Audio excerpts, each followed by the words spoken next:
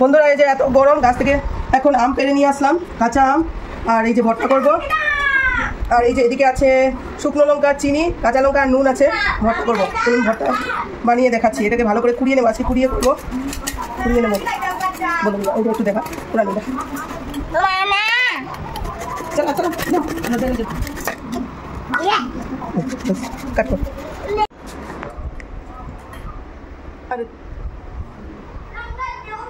এই দেখুন বন্ধুরা, পিহু খাচ্ছে কেমন করে। বন্ধুরা এই যে দেখুন, দেখলেনি তো আম কুড়াচ্ছিলাম, তো আমি পেরে এনেছিলাম 2টো আম। তো দাদা আরও 3টে আম নিয়ে এসছে, বলছে এইটুকুতে হবে না, তো আরও 3টে আম পেরে নিয়ে আসলো। এগুলো ছিলে আমি এবার কাটছি, কুচি কুচি করে কেটে নিচ্ছি। ও বলছে, দাদা বলছে যে এটাকে কুচি কুচি করে কেটে খেতে নাকি আরও ভালো। অবশ্য এইটাতেই মানে খুব ভালো লাগে, কিন্তু আমার এখন, আগে তো আমরা এইভাবেই খেতাম, কিন্তু এখন একদম কুড়িয়ে মেশ করে খেতে আরও ভালো লাগে। এই যে আমি আমগুলোকে ভালো করে মানে কুচি কুচি করে কেটে নিচ্ছি। আর এদিকে পিহু তো মানে কি বলবো, এটা ওটা তো নিচ্ছে, খাচ্ছে। আর আমার বাবার জন্য খুব খারাপ লাগলো, বাবাই আম খেতে, কাঁচা আম খেতে ভীষণ ভালোবাসে। ও বলছিল ওকে দেওয়ার জন্য, কিন্তু দেওয়া যাবে না। লেবুটা খায় কিন্তু আমটা দেওয়াটা ঠিক হবে না, তো আমটা এই জন্য দেবো না। ও অনেক কাজ ছিল যে আমাকে দাও দাও বলে, তো ওকে দেবো না আমরা। আর আজকে ভীষণ গরম, মানে কি বলবো, আমার মুখ টুক দেখে তো বুঝতে পারছেন আগে কেমন থাকতাম, আর এখন গরমের যন্ত্রণা আমার কিচ্ছু ভালো লাগে না, কিচ্ছু না, না খেতে, না শুয়ে, না বসে, কোনো কিচ্ছু না। মানে দুপুরবেলা এত গরম লাগছিল, মানে সেটা বলার মতো না। আর এই যে এদিকে দেখুন কাঁচা লঙ্কা কুচিয়ে দিয়ে দিয়েছি, শুকনো লঙ্কা পুড়িয়ে এনেছিলাম, এগুলো দিয়েছি। তারপর নুন আর চিনি একটু দিয়ে দিচ্ছি স্বাদ মতো। এটাতে একটু যদি ধনেপাতা পড়তো তাহলে আরও ভালো লাগতো, কিন্তু ধনেপাতা আছে ঘরের পেছন দিকে, তো সেদিকে আর আমি দুপুরবেলা যাই নাই, কারণ অনেক কিছু থাকতে পারে তার জন্য। আর আমার গলা তো শুনতেই পাচ্ছেন, মানে গলা ভেঙে পুরো একদম কি বলবো। ভালো করে মেখে নিলাম। আমি একটু খেয়ে দেখলাম নুন আর মিষ্টিটা ঠিক আছে কি না। তো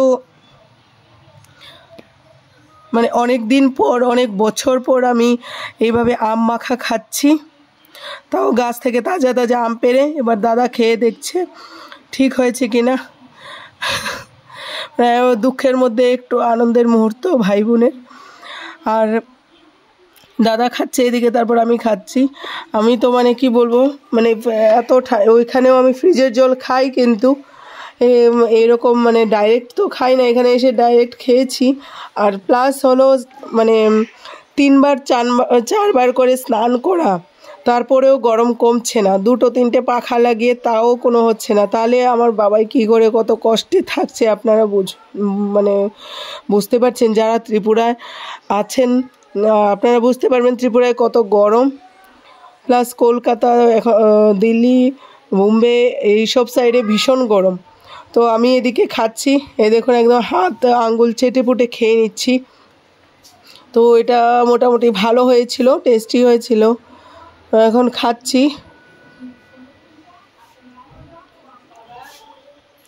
ভীষণ গরম এদিকে, আর তাই অনেক দিন ধরে ভাবছিলাম যে খাবো।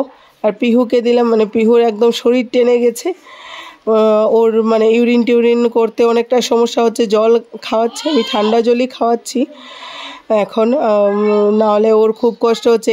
আজকে একটু আম কেটে খাওয়ালাম নুন দিয়ে মেখে, তারপর আমি দিলাম ওকে, তো তাতে একটু মানে আরাম হবে, ওর ইউরিনে কোনো প্রবলেম হবে না। আর জল তো খেতেই আছে, খাচ্ছি। জল যত খাই তত চাই, এমন অবস্থা। বহুদিন পর গাছ থেকে তাজা তাজা আম পেড়ে আম মাখা খেলাম, তো অনেকটাই ভালো লাগলো। আর আমাদের বাড়ির যে অবস্থা এখন, মানে কি বলবো সেটা তো আপনারা সবাই জানেনই। তার মধ্যেও মানে ওকে ছেড়ে খেতে আমাদের ভালো লাগছিল না, এত গরম, খাওয়াটা দরকার, তো তাই খেয়ে নিলাম। আর লাস্টে যে জলটা, ওইটা তো ভীষণ ভালো লাগে খেতে। আপনারা যারা খেয়েছেন আম ভর্তাটা মানে বুঝতে পারবেন। আম ভর্তা খাওয়ার পর যে জলটা থাকে